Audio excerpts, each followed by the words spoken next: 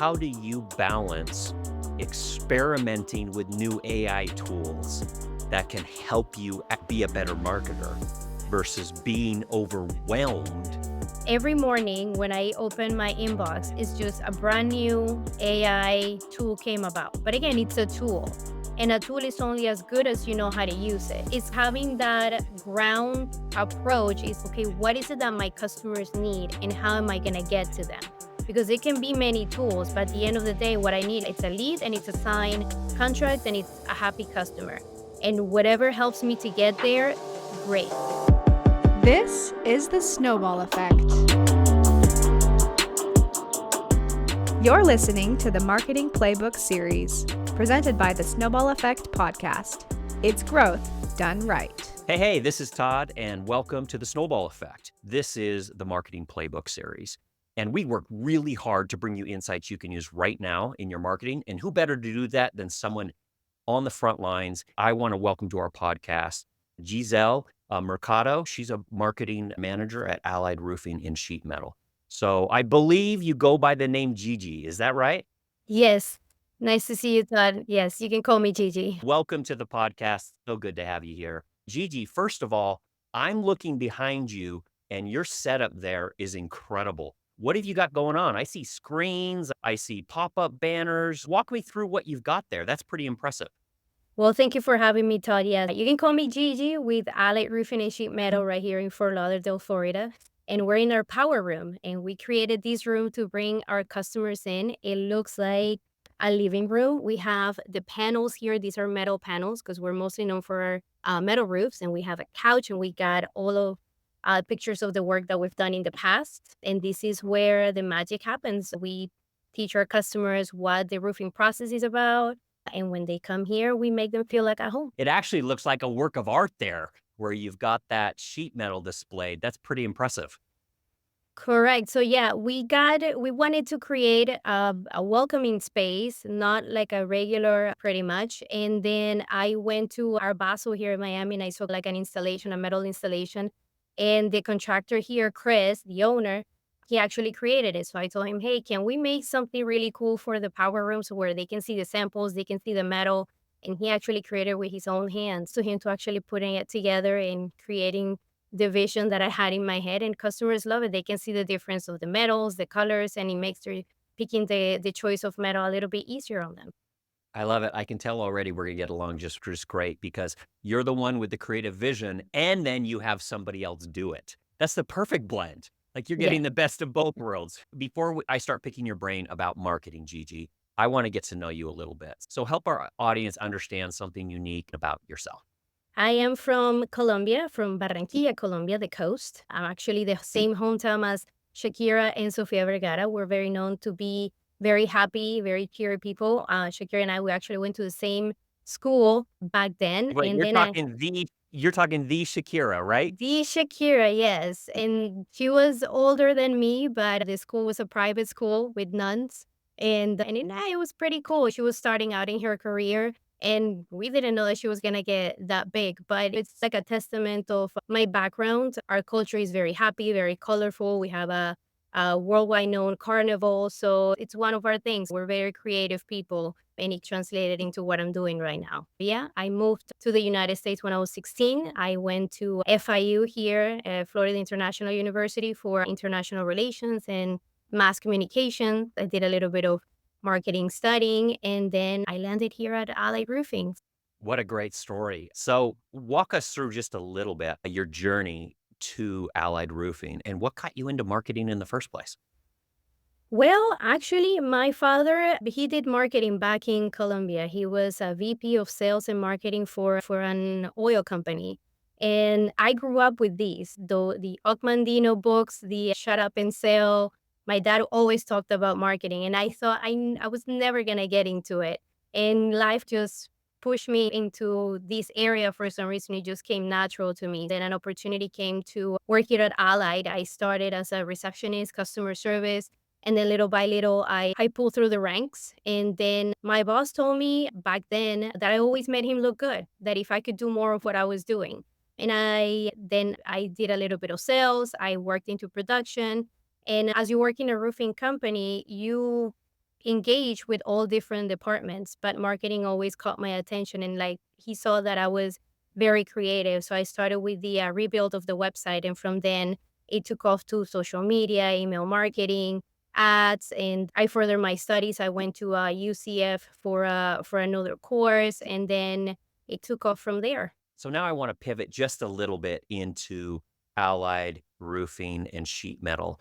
And tell me some of the projects that you've got going on right now and some of the current marketing initiatives that Allied's doing. We're located in Fort Lauderdale, and this is a very competitive market when it comes to roofing. Right now, we're mostly residential. We do some commercial, and we're mostly known for metal roofing, but we do also shingle, tile, flat roof.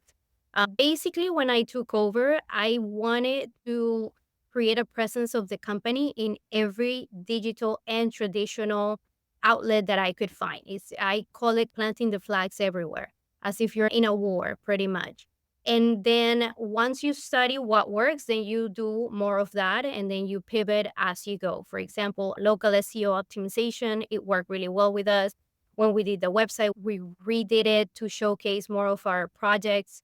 Even moving into this office, having a huge screen with the pictures showcasing our own work, having all the estimators carry drones and take photos of before and after on the roof, even the project managers doing that as well, so that the homeowner could see the process of how the roof gets done and document all of that so that you can have social content. So content is always evergreen.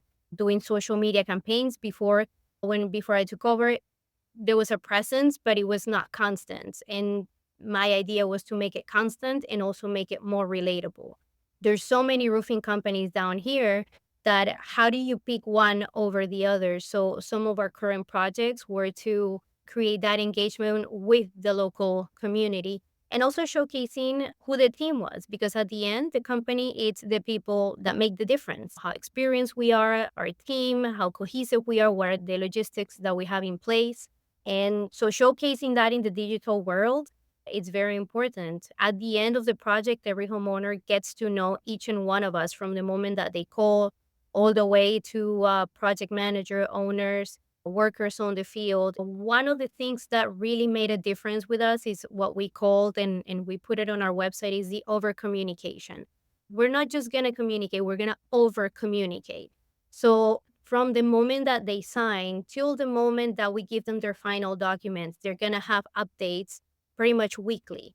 And the most important thing is always to create that wow experience and get that review at the end of the project. And with roofing is the projects are so lengthy sometimes from the moment that they sign all the way to the end that if one thing goes wrong, if someone needs a nail by a tire, if someone leaves a piece of metal or they didn't do something right and they get a leak over the weekend, that's it, you're done. The customer, it's very hard to change that experience. So the logistics have to be in place to create that wow experience so that we can get that positive feedback at the end. That helps us so much. It sounds like, first of all, you got a lot going on there. That sounds incredible. Do you have a whole army of marketers helping you out? Like, what's your team look like as far as your marketing? This is the team. I am the That's what I team. thought you were gonna say. So you are wearing a lot of hats because what I Yeah. heard is everything from being present in all of these digital channels, planting your flag in all of these digital channels, and then creating messaging that's going to resonate with folks saying, hey, we're going to over communicate during this entire process at every single stage. And then giving them those wow experiences so that you're able to gather reviews. That sounds like a lot of work. How do you, as the single marketer there, how do you manage all of that? Yeah, it is quite lengthy, and there's two pieces there's two pieces to that.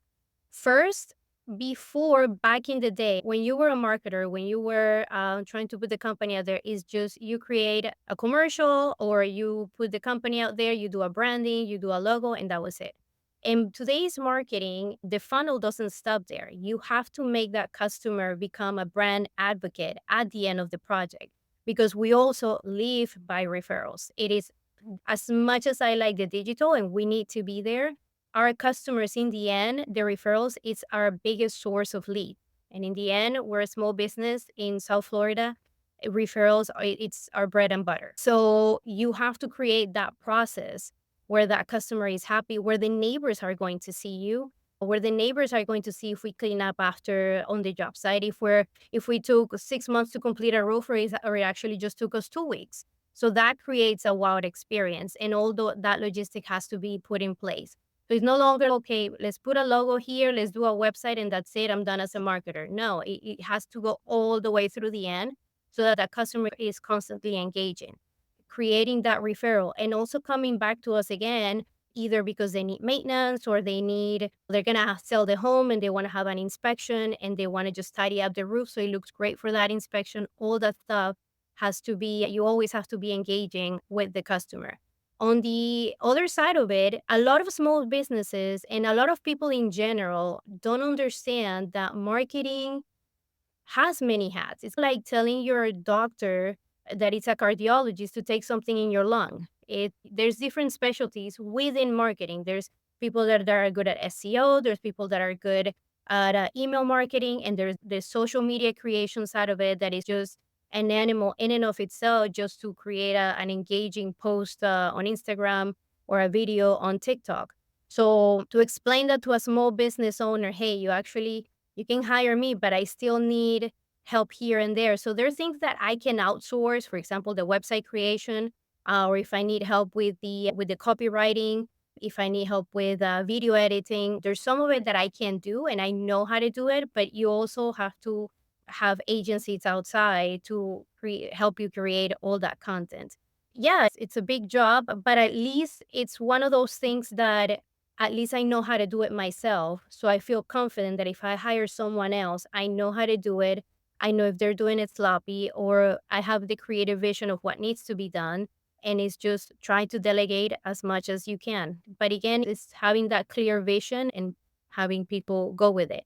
Oh, I love that vision. The fact that you put so much emphasis with current customers and making that experience so good. And even not just the customer whose roof you're fixing or whose roof you're replacing, but considering their neighbors and what they're seeing. You talk about building word of mouth momentum just through, wow, they can see how quickly we get this roof done. Are we cleaning this up? And so you're building this kind of grassroots momentum of word of mouth marketing. And then the fact that you're able to be the marketing visionary and say, okay, from first touch all the way through a happy customer and a happy review and a referral, you as the marketer see that whole vision. So really impressive. Let me ask you a question here, Gigi. You're so immersed in the roofing industry, right? So what marketing trends do you currently see are effective in the roofing industry specifically? And what changes do you see coming in the next little while? Well, now we know everything about AI. I imagine and it's a huge help to us. I see more of that happening. For example, back in the day, estimators used to go up on a roof and measure by hand, and now we got drones. So that's safety for the company, safety for them, and accuracy for the customer. And it creates a wow experience because now you see these beautiful pictures. So I imagine more of that AI coming into the business of roofing, whether automation, putting them on the website like those chatbots, and helping us create a lot more content a lot quicker.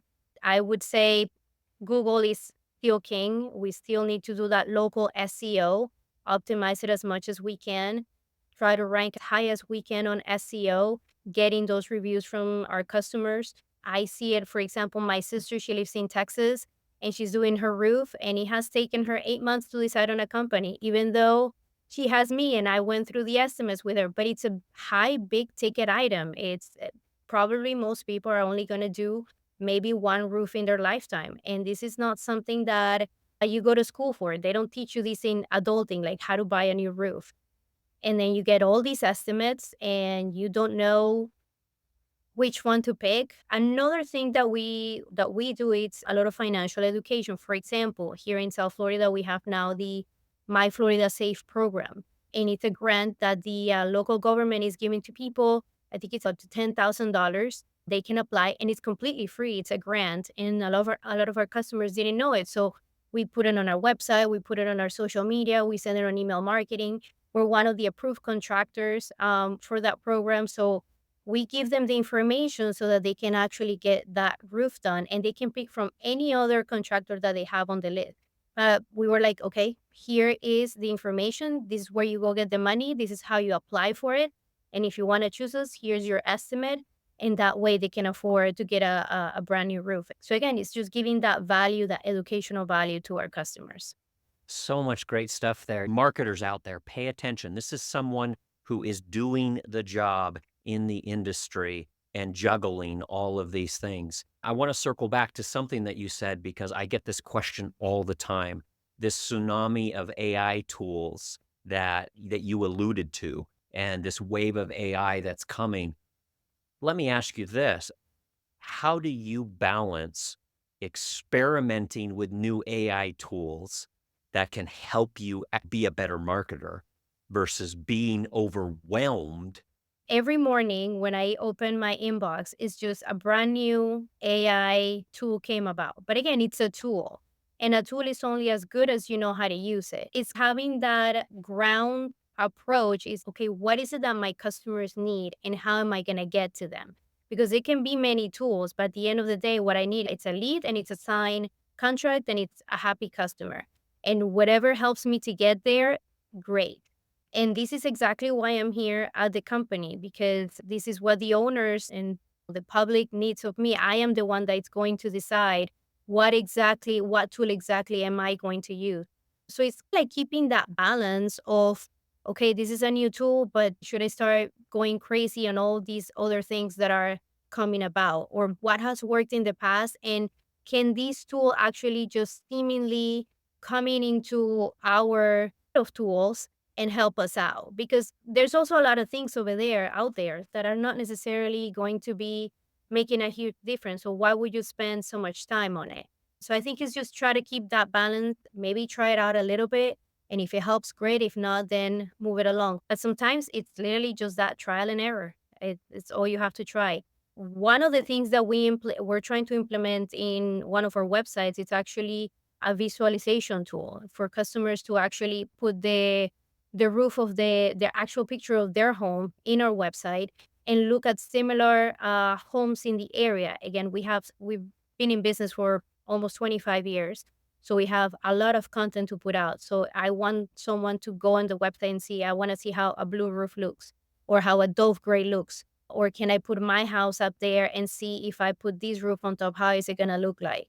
Those are the tools that are visually impressive that are gonna make a difference in the customer's life. So that's one of the tools that we're implementing. But yeah, it's pretty much trial and error. I found a similar thing. We have a very small marketing team and we focus on two things, and you highlighted one of them that I really love. The things that we focus on identifying, okay, what's a good AI tool here? One is we look at the pain points, the things we hate to do, Gigi. Oh, what are the tasks we roll our eyes, we grimace Mhm. every time we think about it. All right, let's go explore and see if there's any AI tools that can eliminate that pain, because those are some easy wins. But the other one that I loved that you highlighted was, how can I improve the customer experience? Are there things we can do that will actually improve the customer experience, like that visualization tool that you brought up, where people can now see the roof in that color? Those are two areas to start if you don't even know where to begin with navigating the world of AI, where every single day a new tool comes out, like you said. I want to circle back on something that you mentioned earlier, Gigi. You mentioned brand advocates, and you put, as a company, so much emphasis on making those wow experiences. What strategies do you recommend for roofing companies looking to transform satisfied customers into active promoters? How do people do that? It's hard, but it's doable. It's a process, and you have to instill the process in every employee of the company that we want to create that wow experience. A couple years ago, I actually went to one of the workshops for Disney, and we all know Disney provides great, exceptional service.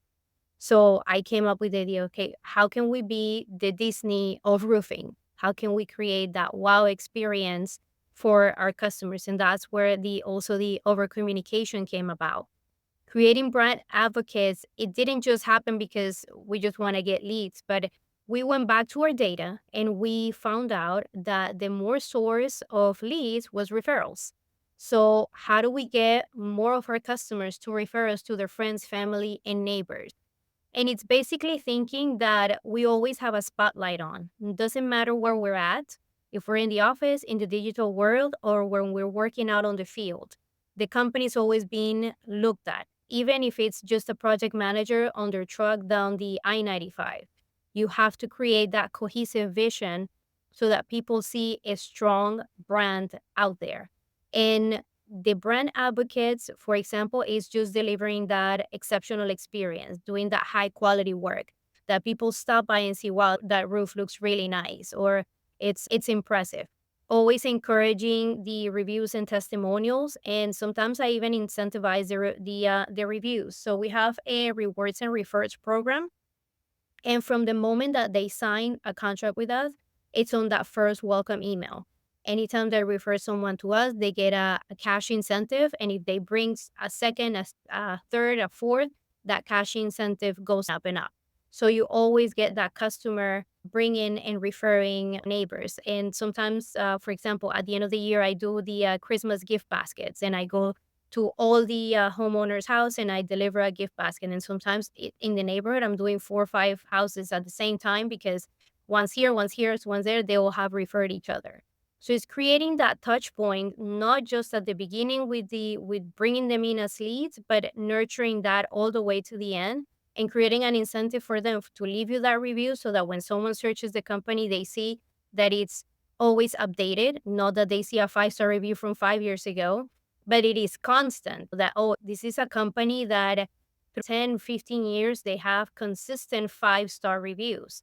And with social media, I always incentivize video reviews, feature testimonials. When we go out to the house, we give them the final documents and we bring a camera, come out with me, take a picture of the house, or here is a drone shot of your house. We had someone call the other day and they had a roofer do their roof 2 years ago and the roofer went out of business. And he said, yeah, I had a 10-year warranty with them. And I'm like, yeah, but you pick a roofer that has been 2 years business. We've been in 25 years in business. We're not going to go anywhere. That creates a value to the customer that they feel secure that if they do their project with us, we're going to be here at that end of the warranty. So that incentivizes a lot of people to sign with us and create that loop that whenever they need something, they can give us a call and we're going to be there for them. Let me ask you something here, Gigi. You talk about all the good things that you're doing there at Allied. You've got local competitors. You alluded to them. How does Allied stand out? What's your big differentiator? Well, it's very hard because there's a lot of competitors. I believe I searched on licenses and just in South Florida, there's over 5,000 roofers. That differentiating factor, it's something that I worked on every day. It's one of those things that I think there was a quote that the rent is pretty much due every day. What is it that I'm doing today that it's gonna make a difference tomorrow? Because whatever worked last month, it might not work this month. So it's pretty much trying to keep up with that exceptional quality and workmanship. There's a thought and there's a process and there's a value to that. You always have to deliver on the logistics, offer that quality workmanship, offer that superior customer service. Be real with them. It sounds very simple, but that customer that I talked about, the roofing company that he did a metal roof and he showed me the contract, $50,000 roof in Lighthouse Point, which is a very high-end neighborhood here in South Florida. The warranty was a lifetime warranty. And I'm like, but no one in South Florida offers that for a reason. So right there and there, that's a scam. And I'm not going to sit in front of a customer and tell them, hey, yeah, I'm going to give you a lifetime warranty on this because that's unheard of. And we can't actually offer you that. And again, a house, it's an extension of the homeowner. They get very sensitive about it. So you have to have that touch point with them to offer them that real difference and real value. As I mentioned, Chris, with the panel wall, He's a metal master, and he has the accreditation from all the roofing manufacturers, Paclat, Engler, McElroy. He does work with the federal government. He's been pretty much everywhere doing his metal stuff, and he does it himself. And I showcase that on social media. Like, it's not just some guy or some VP sitting at a desk somewhere in another state. The actual owner is here in the office, and he actually is in the warehouse bending the metal, even though he has employees to do that for him. So that create a different identity in front of the customer. And I showcase that a lot of that on our social media. Hey, you know what? You're buying from a local company, a local roofer, someone that actually lives in your community, that we're going to be here. So we're not just a what is it called? Drive-by roofers, or like these storm chasers that we're gonna come here, do the roof, and then disappear 2 weeks later after the hurricane. We're gonna be here whenever you need us. We're also very involved in the community whenever we can do a roofing association thing, or whenever we have something with a local event or a sports teams. So I'm friends with real estate agents, with processors, with electricians, plumbers, so on and so forth, so that they always know the name. It's out there that we're in the community, we're here, we're not going anywhere. That was awesome. Help me understand, what's the most difficult part about doing marketing in the roofing industry?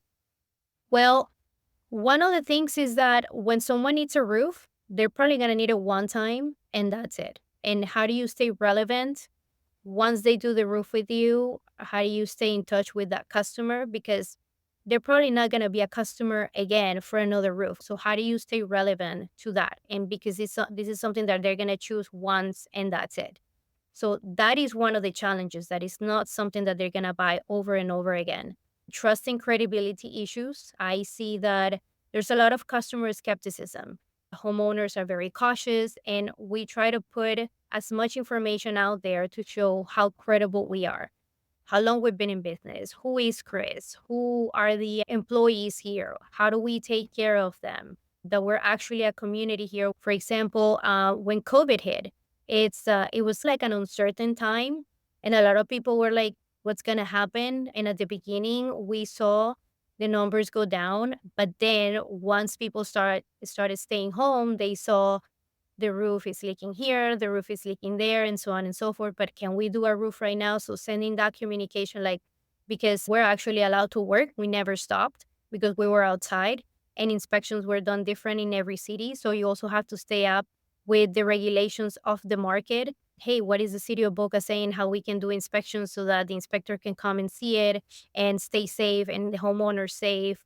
And again, a lot of people had COVID and they were inside the house while we were doing the roof. And how do you manage that? So it's like staying true to yourself, but also staying nimble. One of my mottos in life is it's everything is figure outable. So something happened like COVID where we all have to figure out something.